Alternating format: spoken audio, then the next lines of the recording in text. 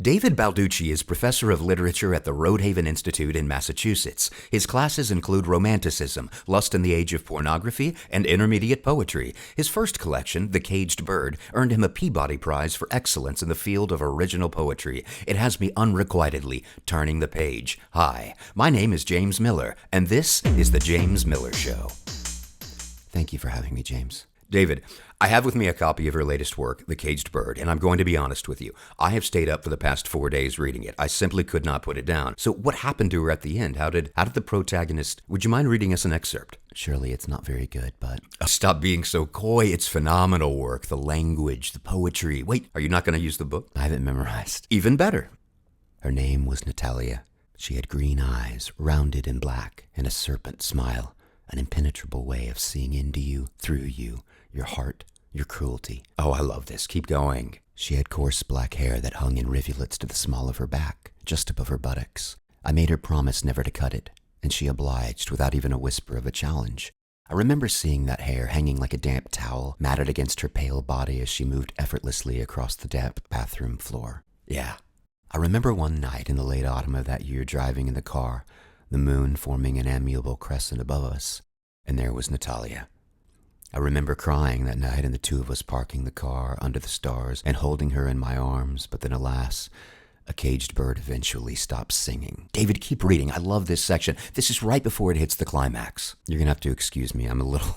Would you mind if we pontificated a bit? Not at all. Take us back. How did you get into writing poetry? So basically what happened is this. I grew up in Provo, Utah, the son of a Mormon minister. My mother taught school at South Provo High. She taught advanced placement mathematics to seniors. Anyhow, I was a moderately successful student. I graduated summa cum laude from Utah State and was recruited by a large consulting firm in Boston to work as a trainee. Well, that summer internship led to several years of hard work, and I worked diligently. I never went out with friends, but it was 12-hour days here and there. And so in 2004, I made partner, and I thought I was happy, but as these things go. Yes? There was something not quite there. Right. Excuse me, my stomach is growling. What do you think it was? I just never really allowed myself to be honest with you, I'd never really allowed myself to, burn the candle, let yourself go, what? I'd never been with anyone. I'd never been on an adventure. I'd never allowed my real self to really, You see, by the time I made partner, I lived in a lovely Victorian home in Fall River, but there was still something missing. A wife? No. My mission trip. Oh, that's right. The Mormon mission. You see, I'd completely neglected my duties as a man of Mormon faith, and instead of journeying into the world to preach the merits of Joseph Smith, I instead followed the fast track, earning my keep in the social circles of New England. So anyhow, one day I go into the office, I inform the CEO I'm going to be taking a sabbatical to pursue my mission. Naturally, he obliged. I had been a faithful employee, had accrued a lot of time, and they knew I was a fine man of Mormon faith. So he goes, David, why not take 3 months, hell, take 6 and enjoy yourself, then come back, we're going to have you pick up where you left off. Are you kidding, I think? This is fantastic. Anyhow, I thought that this was my own, invitation into experiencing and living life. And living life, yeah. This is what I love about our show. You can open up about anything you want, David, about your adventure, about what happened. I assume there were some difficulties and some conflicts. Were your parents well off? Had you traveled much? Very little, in fact. Never stepped 1 foot out of the U.S. Everything inside of me had kept me within the confines of what I was sold. You work hard, you work very hard, and you complete your mission. So I decided to take a leap of faith and go to a place that was the opposite of everything I had never known. South Africa, Zimbabwe, Los Angeles. Where were you thinking of going? Peru. One of my favorite destinations. Were you in the highlands or the lowlands? The lowlands. We were on the river. The jungle. This is exciting. Tell us more, David. And it was there at the river's edge that I served lentils and rice to the children of the Amazon, who I thought had little, but in fact were just fine. And I built a structure for the tribe, a very primitive tribe, who lived off of the land, built their own home, found and fished and foraged for their own food. This is great. I love your spirit. My intention, of course, was to build a small building for them, a small tabernacle, and to give them the message of Joseph Smith. Oh. They insisted instead I build them a new kitchen for the fish shop. What happened? They called it the fish and repair shop. There were cooks on the inside and cooks on the outside, cooking all kinds of tantalizing concoctions, and there was mining too, backwoods mining and moonshining. And look, my past life had consisted of only one possibility, to get up in the morning, to put on my coat and tie and just do my job. And now, James, I got to sweat in the forest, and I learned how to swim in the big river, and I fished for all kinds of delectable creatures, all the while telling the natives that the great prophet, Joseph Smith, had laid out in these clay tablets a perfect moral code for the people there to live by. You see, up until this time, there had been nothing else. No tea, no coffee, no cigarettes, no booze. Oh, that's right, you were a Mormon. So you had never really experimented with anything fun, adventurous. Not until I met Don Carlos. Oh, but that wasn't my fault.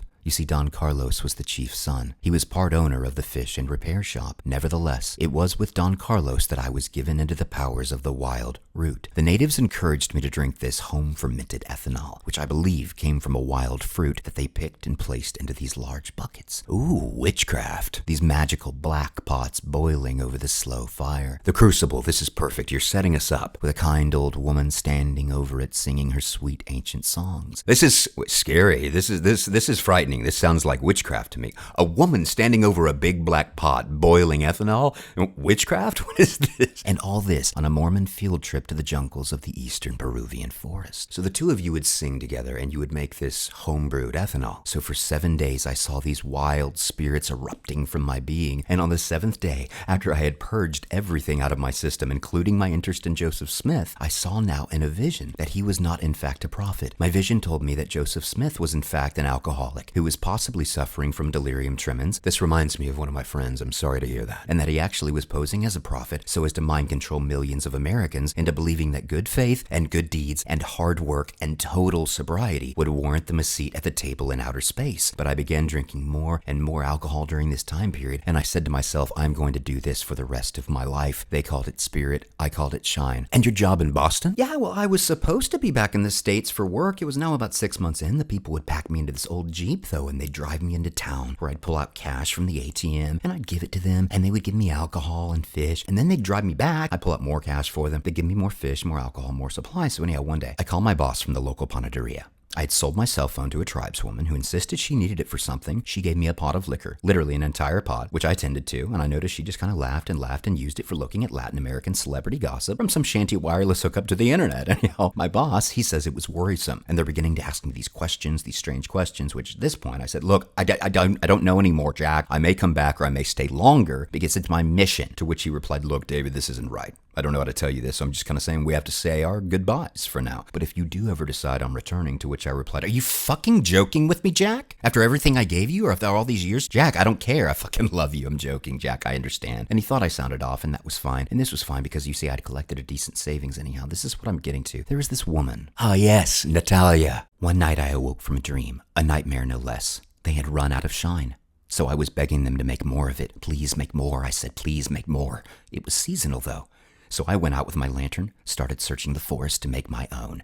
Because, you see, I had been studying her, how she cooked the plant and stilled the alcohol. I had actually been taking notes, asking her questions, helping her pick the fruit, mash it, boil it, watch it slowly ferment and drip rhythmically into the wonderful black pot. Oh no, I remember this section well. Is this chapter 7? Keep reading. Thank you so much, David. Anyhow, on the 4th day, after finding, cutting, mashing, soaking, boiling, burning my hands, and brewing my own cups of hot tea, vomiting again and again into the bush, finding that my own conception of distillation was far different from the old woman's and far more sickeningly sweet, I stumbled through a snake-infested thicket of safflower bushes and wild jungle stream. And there, under a rainbow that shot up from the river's edge and illuminated the Peruvian horizon, stood naked a bulbously sensual and supple maiden, an angel, I thought at the time, who scrubbed her breast with green moss and wet her hair in the eddy of the river. It was like nothing I had ever seen. So I remember falling to my knees, literally shaking, my hands shaking from consumption or sickness or emaciation or love, and she heard me. The angel. Consumption, sickness, emaciation, love. This is the kind of brilliant and romantic poetic fiction that I just don't see often anymore in American literature. How long were you there in the jungle, Mr. Balducci? 17 months I stayed in the jungle, James. I neglected my duties as a good Mormon man. As a matter of fact, I gave up Mormonism entirely, became enamored with animism and the spirits of the jungle. You know, I'm an animist myself, and it's funny you mentioned the wild spirits of the jungle. Was she an animist too? I mean, you said she approached you. You see, they set up a small area for me, and I began profiting and boiling, and they were partaking, and mine was of a far deeper kind of intoxication, and I did not return to the mission. No, I wore a little cloth around and some old hand-me-down imported American t-shirts, and was anointed as a white king, or so I thought at the time, and the chief of the tribe, who, by the way, wore Nikes and cargo shorts, one day asks me if I'd like to have tea with his daughter, Natalia. That was her, the woman I saw at the river, who started watching me boil the plant, sitting by the fire with me, helping me make it, holding hands. Oh, you're improvising now. You're giving us a little bit more exposition. So she approached you. She's sitting by the fire, the crucible no less. She's holding your hand. This is a reversal of the typical male and female standard that occurs within American culture. I love this about the Peruvians. See, she was actually a miracle. It was a miracle her father gave her hand to me because her brothers and the tribe seemed to avoid her altogether. What was it about Natalia that was so magical? You mean so off-putting? No, I'm talking about magic. What was it that was so magical? Was it her personality? Was it her appearance? Here's the deal, James. She was shy. Very introverted. Autism is a horrific thing. Did not really want to speak much in words. Didn't really even use her own native language. Oh, so you think she was schizophrenic? Oh, no. Just kind of waltzed about the forest, dodging the women of her own family, avoiding the men of the village who passively protected her while actively neglected her. Does that make sense? Neglect, abuse, a loss of confidence. This sounds like a horrific case of the Stockholm Blues. Different from the United States girls, different from Utah women, and different from those Boston chicks. You see, her father told me that she had never actually had many lovers. None that he had seen, actually. She was a gifted cook. Delicious foods, wore these wonderful little sundresses, and could fry up a perch like you'd never believe. Yes, she loved to swim in the river, too. Yeah, that set her apart from the rest of the girls in the village. Good. She would just walk to the river's edge, strip off her clothes, and swim for hours. God, this is so good. She's not okay. Miles, I was beside myself. It was the most beautiful thing I had ever seen. I'm not kidding. No insecurities with her, none that I saw. Oh, this is getting exciting. Wild. And she had actually won trophies for her swimming marathons. You see, they had these little competitions in the village. Actually, it was more of her father's way of encouraging her to just get out and get away.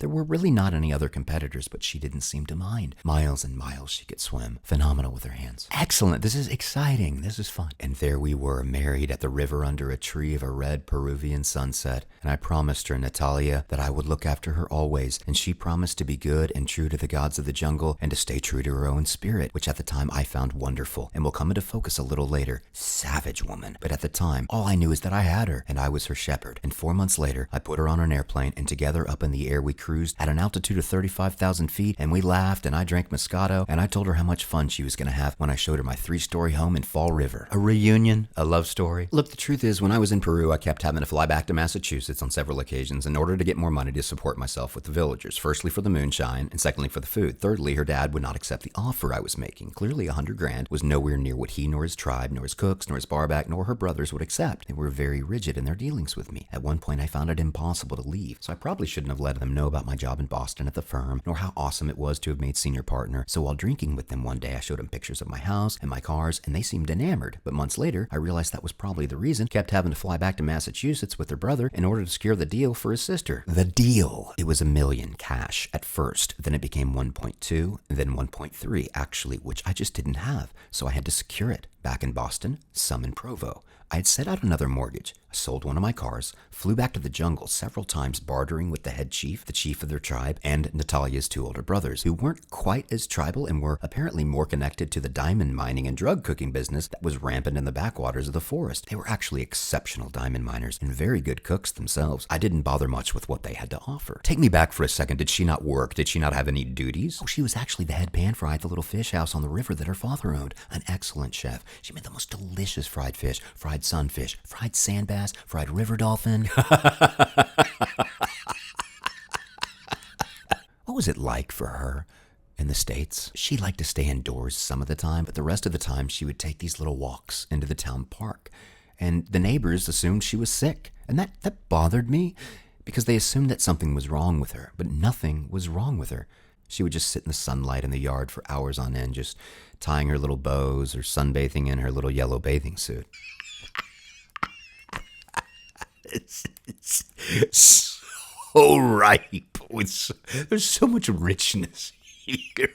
Okay, so I insisted nothing was wrong as they would ask her questions, and she would answer truthfully, but her answers were always very short and faintly inappropriate. The rules and the norms in America are just they're not working for her, correct? And I would laugh, and she would stare at me and hold my hand, but then the neighbors would walk away, and they really stopped asking questions. That is, until the police arrived. She was trafficked. This is amazing. All right, so drama, conflict. You see, they asked if there was an issue, and I said absolutely not, but they wanted to speak with her. I told them no, that she had no reason to speak with them, that there was nothing going on. This was a very foreboding time period, so I fabricated a vast series of stories about her in order to maintain her status as my wife in Fall River. Your wife, Natalia. Oh, I bet the neighbors had a ball with her. She was primitive, Natalia, from a different time. Don't stop reading right now. Continue. She thrived on long walks under the evergreen forest, dipping her skin into the slow waters of the creek that ran through it. Most of all, though, it was her handiwork. She liked sitting at the coffee table, drinking raw milk and nibbling on crackers she had made from scratch out of hand-tossed dough. Incredible! She was a sensational cook. I was working in town desperately trying to secure a job as an independent consultant, and in the mornings before I left for the office, she would bring me a piping mug of French-pressed coffee with amaretto, and in the late afternoon she would bake. It was a thing of magic. Seeing her in the kitchen as it fizzled up, rising in the oven, the sweet, earthy scent of fresh yeast making our house a wondrous confectionery of breads and pies and Danish treats. So she cooked for you often? 3 meals a day, Scratch. What were her own interests? What did she like to do? She had so many hobbies: laundry, dishes, house cleaning, exceptional with the pan fry, and long walks in the evergreens. Yeah, the evergreen. She was an old-fashioned girl. See, it was her culture. I assure you, this was their thing. Loved doing laundry. She had a hobby for keeping our house whistling clean. Turning to page 102. Back to the book, full circle. Still memorized. On Sundays, for instance, when the lonely despair of a week's fateful ending would settle like a foul dust over our home, Natalia would lug basket after basket of dirty linens and clothes into the anteroom and then kneel to the floor, separating all the coloreds from the whites. I liked it the way she pressed my cottons. I liked the way she separated the colored ones from the white ones. I liked it when she tossed some aside after sniffling them and smelling the foul rot of day-old musk. Most of all, though, I like how she, after folding up all the clothes, would clean our home. She loved cleaning. The way in which she took out the trash, how she dusted the shelves, or asked me to take her for a walk, which I always refused because I insisted on her freedom. And that was that kind of humility that I found refreshing in a woman, or so I thought, because in the end, I think it was my passion for her that did her in. Well, that and the dishwasher. The dishwasher. Yes. You see, the dishwasher painted a much bleaker and more luminescent picture of the realities that would soon haunt us for the rest of our lives. What happened? She stopped being able to unload the dishes. It wasn't as much that I needed her to, or even wanted her to. It was just a routine we had developed. It was more that she stopped seeming to have any expression for me whatsoever. I remember calling out Natalia. Natalia, talk to me. What is wrong here? Like, where are all the clean cups? Where are the cups? But I would find her pressed against her linen pillow in the bedroom, or asleep on the love seat, weeks, watching some stupid soap opera. I actually begged her once just to unload the fucking dishwasher. Why don't you unload it? She asked. Why don't you take out the fucking trash? Because I was working at the office, and you were working in the house. You said you enjoy it until... What? Oh! What? But she couldn't say anything. She didn't speak. And then one day she said, "You are drinking. The poetry here is heartbreaking. Will you continue?" And I didn't want to do this. I really didn't know how to evaluate our differences. There's this thing that happens when two individuals marry. It has nothing to do with anything of culture or tradition. It's much more about two individuals existing in the same confined space. Anyhow, one day, when she was out sunbathing again in the front yard, after one of her long adventures into the public park by our home, she did not understand the police or their questions. Nobody does. About where she was from, or why she was always at the park or beneath the bridge. Under the bridge, she was so free. You see, I had no idea she was spending so much time there, nor did it really interest me, because I insisted on her freedom, but I knew she loved the water.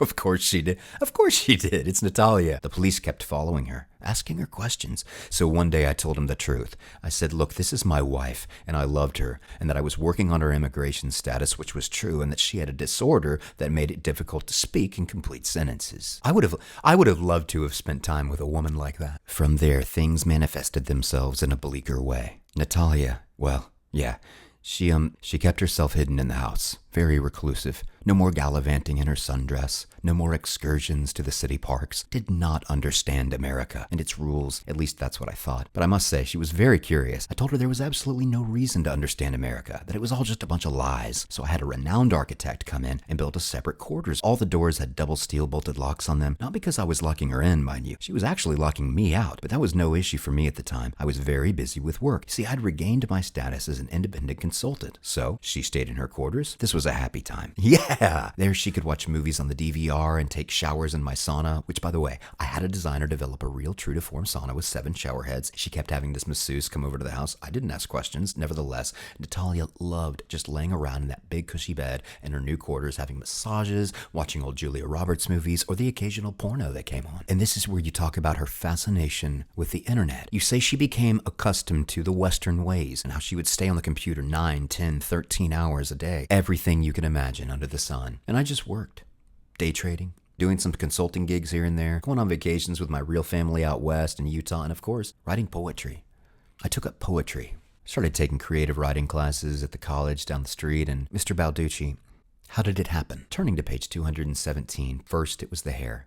Gone, cut. Not in a bob, but in a buzz, and then it was the skirts and the dresses. Gone were the dresses, and the perfume smashed. Madness, blackness, became what she had always wanted to become. And then it became me, the circle. I went round in circles in the city, in circles in the car, and maybe it was the wine. Could have been the wine. She didn't have a car, and I could see the charges dropping, so I'd stop at random hotels thinking it would be Natalia. But it was always nothing. She was loose.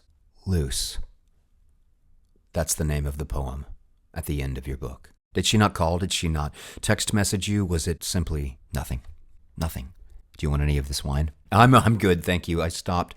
David, did you ever find her? No, I never found her. She was gone, and that was good. It's okay. I get it. Okay, I understand. I was writing poetry. I was doing gigs down the street. I was hanging out with some beats, one club, and then I'd be slamming it one night without Natalia. Without Natalia, heck yeah. Yeah, without her. She wasn't there. And so there you have it. The little bird who flew away. After the recording of our episode, David Balducci was promoted to chair of the humanities department at the Roadhaven Institute in Massachusetts. He also wrote a new book entitled A Poet's Guide to Surviving Grief. Hi, my name is James Miller, and this is The James Miller Show.